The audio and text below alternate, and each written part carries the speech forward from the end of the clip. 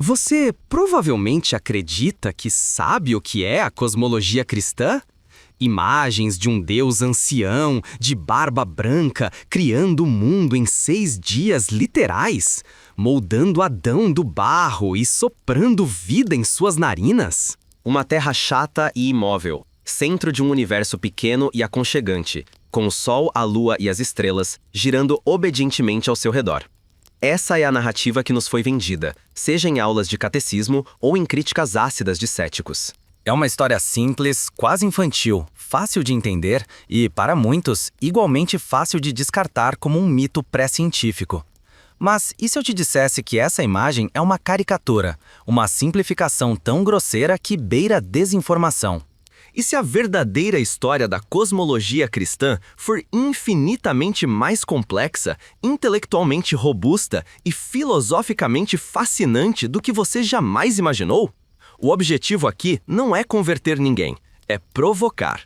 É desafiar a sua percepção, forçando uma dissonância cognitiva que o fará questionar tudo o que você achava que sabia. Prepare-se, porque vamos demolir a ideia de que a cosmologia cristã é uma narrativa literal e infantil. Vamos explorar um universo de pensamento onde fé e razão não são inimigas, mas parceiras em uma busca épica pela verdade. A primeira grande surpresa pode ser esta. A leitura literal do Gênesis, com seus 6 dias de 24 horas, está longe de ser a única ou mesmo a mais influente interpretação na história do pensamento cristão. Pelo contrário, muitos dos mais brilhantes teólogos e filósofos da igreja primitiva e medieval viam a narrativa da criação de uma forma profundamente simbólica e teológica. Um dos gigantes do pensamento ocidental, Agostinho de Hipona, no século IV, já argumentava vigorosamente contra uma interpretação literal dos dias da criação. Em sua obra Sobre o Gênesis, ele propôs uma ideia revolucionária. Deus teria criado tudo simultaneamente, em um único instante atemporal. Os dias descritos no texto sagrado não seriam, portanto, períodos cronológicos, mas categorias lógicas, uma forma de organizar a criação para a compreensão da mente humana finita. Agostinho introduziu o conceito das rationes seminales, ou razões seminais, a ideia de que Deus implantou na matéria as potencialidades de tudo o que viria a existir, como sementes que germinariam ao longo do tempo. Pense nisso por um momento. Um dos pais da igreja, uma figura central para todo o cristianismo ocidental, estava propondo uma forma de criação que não era fixista, mas processual e desenvolvimentista. Essa visão não apenas se afastava do literalismo, como abria espaço para uma compreensão dinâmica do universo, algo que, de certa forma, ressoa com concepções muito mais modernas.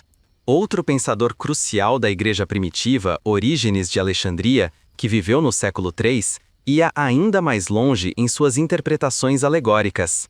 Para Orígenes, as escrituras possuíam múltiplos níveis de significado, e o sentido literal era apenas o mais superficial, destinado ao simples de espírito.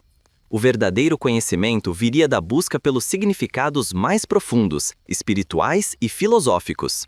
Sua cosmologia era vasta e complexa, envolvendo conceitos como a pré-existência das almas e a ideia de múltiplos mundos, nos quais as almas passariam por um processo de purificação e retorno a Deus. Embora algumas de suas ideias tenham sido posteriormente consideradas controversas, a influência de Orígenes demonstra que, desde muito cedo, a cosmologia cristã era um campo de intensa especulação intelectual, dialogando abertamente com a filosofia grega, especialmente o platonismo. O ponto central a ser compreendido é que, para esses pensadores, o Gênesis não era um manual científico sobre como o universo foi feito, mas um texto teológico profundo sobre o porquê de sua existência. O foco não estava na mecânica da criação, mas na relação entre o Criador e a criação. O texto afirmava a bondade fundamental do mundo, a sua origem em um ato de amor e inteligência divina, e o lugar especial da humanidade nesse cosmos. A narrativa era um poema cósmico, uma meditação sobre a ordem, a beleza e o propósito do universo, e não um relatório de laboratório. Essa abordagem simbólica e teológica não era uma exceção, mas uma corrente poderosa dentro da tradição intelectual cristã. Entender isso é o primeiro passo para desmontar a caricatura. A cosmologia cristã, em suas formas mais sofisticadas, nunca foi sobre uma terra plana ou um universo de 6.000 anos. Foi sobre um universo carregado de significado, um cosmos que era, em sua essência, um ato de comunicação divina.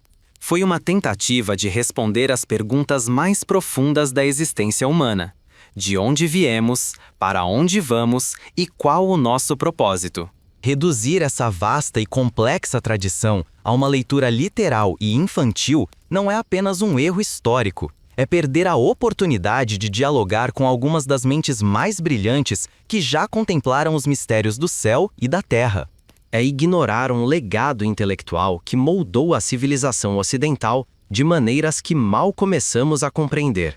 A jornada que estamos começando agora irá explorar essa riqueza esquecida, revelando como a cosmologia cristã, longe de ser um obstáculo, foi muitas vezes um motor para a investigação racional e a contemplação filosófica do universo. A ideia de que o cristianismo primitivo e medieval é um dos mitos mais persistentes e equivocados da história.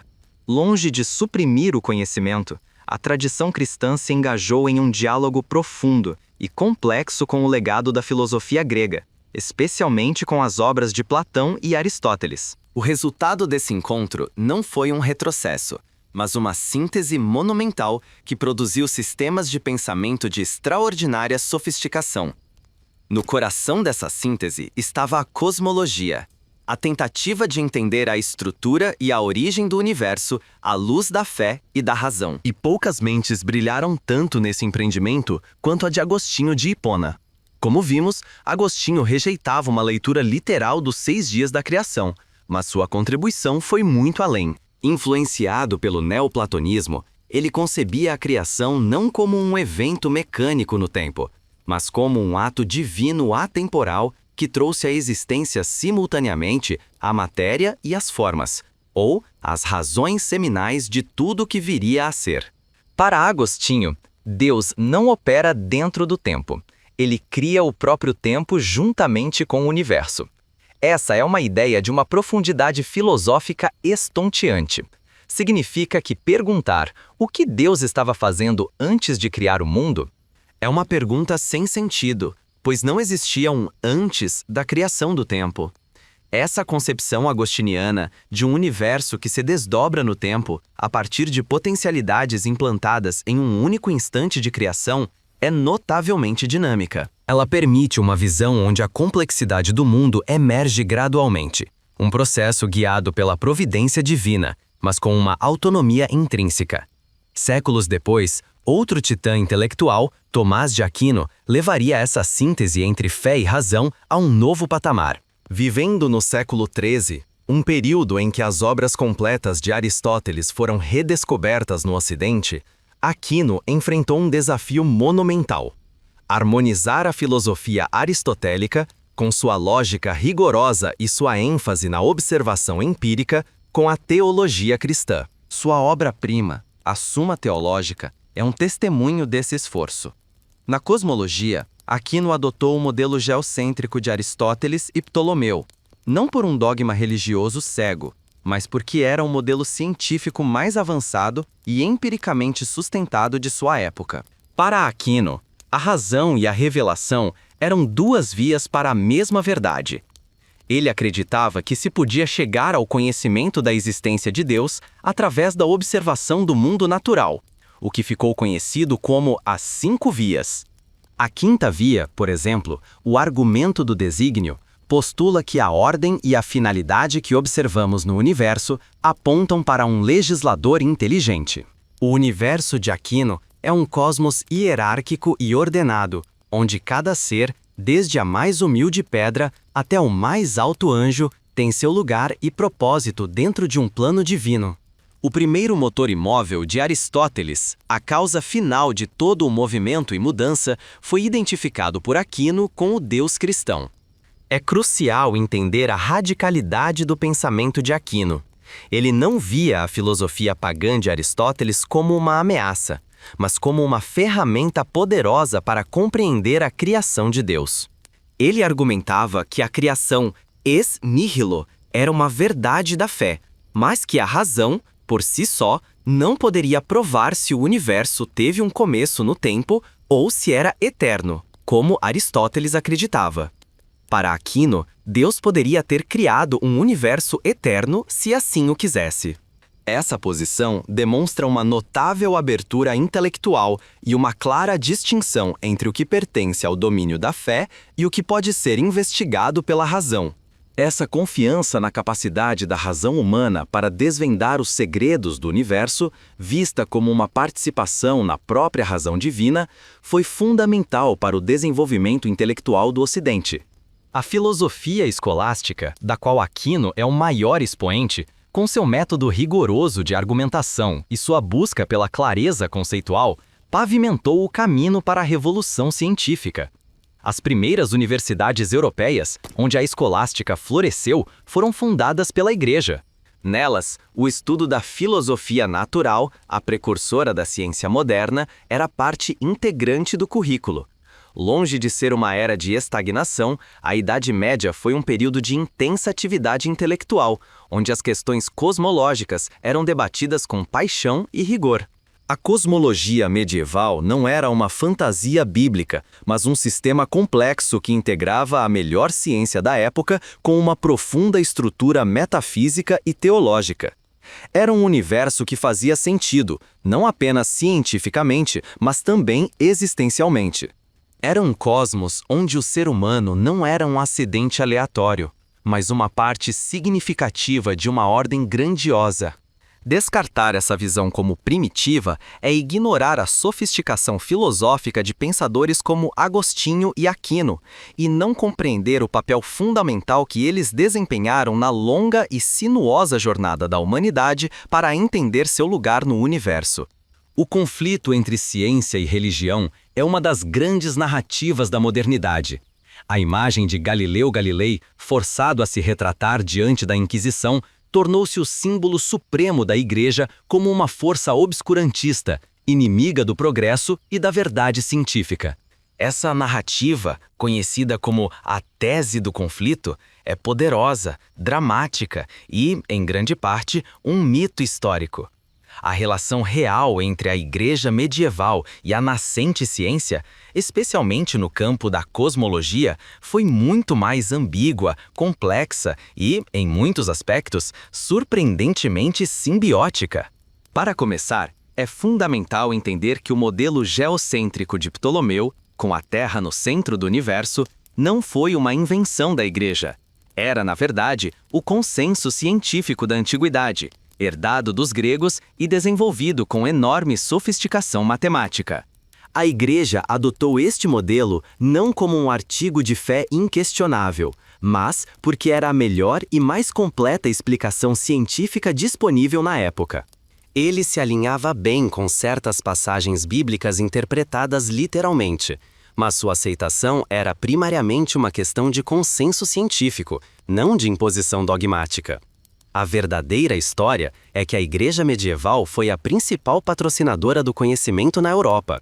Após a queda do Império Romano, foram os mosteiros que preservaram os textos clássicos da antiguidade, incluindo as obras de Aristóteles e Ptolomeu, que de outra forma poderiam ter sido perdidos. Mais tarde, a partir do século XII, a Igreja fundou as universidades Bolonha, Paris, Oxford, Cambridge, que se tornaram os centros vibrantes do debate intelectual. Nessas instituições, a filosofia natural, o estudo do mundo físico, era uma disciplina fundamental. Longe de proibir a investigação do cosmos, a teologia medieval muitas vezes a estimulava.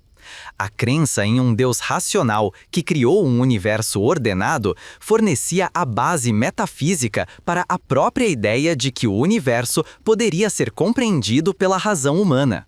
Se o mundo foi criado por uma mente inteligente, então ele deve operar de acordo com leis e princípios que podem ser descobertos. Essa foi uma premissa crucial para o surgimento da ciência moderna. A cosmologia medieval, portanto, era um campo de estudo legítimo e vigoroso dentro das universidades eclesiásticas. Os estudiosos medievais, conhecidos como escolásticos, não eram papagaios repetindo dogmas. Eles eram pensadores críticos que se engajavam em debates acalorados sobre a natureza do cosmos. Discutiam a possibilidade da existência de outros mundos, a natureza do vácuo, a composição dos corpos celestes e a possibilidade de um universo infinito. Teólogos como Jean Buridan e Nicole Oresme, na Universidade de Paris do século XIV, desenvolveram a teoria do ímpeto, uma precursora do conceito de inércia, que questionava a física aristotélica e abria caminho para a nova física de Galileu e Newton. Oresme chegou a especular sobre a rotação da Terra sobre seu próprio eixo, séculos antes de Copérnico, argumentando que seria uma explicação mais simples e racional para o movimento diário dos céus. Ele concluiu que não havia provas conclusivas, mas o simples fato de tal debate ocorrer no coração da Europa medieval desafia a caricatura de uma era de repressão intelectual. O próprio caso Galileu, embora inegavelmente um episódio sombrio, é muito mais complexo do que a simples narrativa de ciência versus religião. Envolveu conflitos de personalidade, intrigas políticas, a turbulência da reforma e da contra-reforma e um debate sobre quem tinha a autoridade para interpretar as escrituras. É importante notar que muitos na igreja, incluindo astrônomos jesuítas, eram inicialmente favoráveis ao trabalho de Galileu. Sua condenação foi o resultado de uma confluência de fatores, e não simplesmente de uma hostilidade inerente à ciência. A ironia da história é que a revolução científica não surgiu de um vácuo, mas foi construída sobre os alicerces intelectuais estabelecidos durante a Idade Média. A confiança na razão, a ideia de leis naturais e a instituição da universidade foram, em grande parte, um legado do mundo medieval cristão. A narrativa do conflito eterno é uma simplificação que serve a agendas ideológicas, mas obscurece a verdade histórica. A realidade é que, por séculos, a cosmologia cristã e a investigação do universo não apenas coexistiram, mas muitas vezes se nutriram mutuamente, impulsionadas por um desejo compartilhado de compreender a magnífica ordem do cosmos. Reconhecer essa complexidade não é defender os erros do passado, mas sim fazer justiça à rica e fascinante história de como a humanidade buscou, através da fé e da razão, decifrar os segredos do universo. A chegada da ciência moderna com Copérnico, Galileu e Newton, e mais tarde com as descobertas da cosmologia contemporânea, inevitavelmente transformou o diálogo sobre a criação. A imagem de um universo pequeno, jovem e centrado na Terra foi pulverizada, substituída por um cosmos de vastidão, antiguidade e complexidade inimagináveis. Para muitos, isso significou o fim da relevância de qualquer cosmologia religiosa. A ciência, com sua capacidade de explicar o como do universo, parecia ter tornado Deus uma hipótese desnecessária. No entanto, a tradição intelectual cristã, longe de desaparecer, continuou a se engajar com as novas descobertas, buscando interpretações que vissem a ciência não como uma ameaça à fé, mas como uma nova janela para a compreensão da obra do Criador. Talvez o exemplo mais surpreendente e emblemático dessa integração seja a origem da teoria do Big Bang. O que poucos sabem é que o primeiro cientista a propor, com base nos cálculos da relatividade geral de Einstein, um padre católico belga chamado Georges Lemaitre. Na década de 1920, Lemaitre desenvolveu sua teoria do átomo primordial, a ideia de que o universo teve um início, um dia sem ontem. Inicialmente, sua teoria foi recebida com ceticismo pela comunidade científica, incluindo por Einstein, que preferia um universo estático e eterno. O próprio termo Big Bang foi cunhado de forma depreciativa por um de seus oponentes, Fred Hoyle. Mas as evidências observacionais, especialmente o trabalho de Edwin Hubble mostrando o afastamento das galáxias, confirmaram a previsão de Lemaitre. Lemaitre sempre fez uma distinção clara entre sua ciência e sua fé. Ele não via o Big Bang como uma prova científica do Gênesis, mas como a melhor explicação científica para as observações cosmológicas.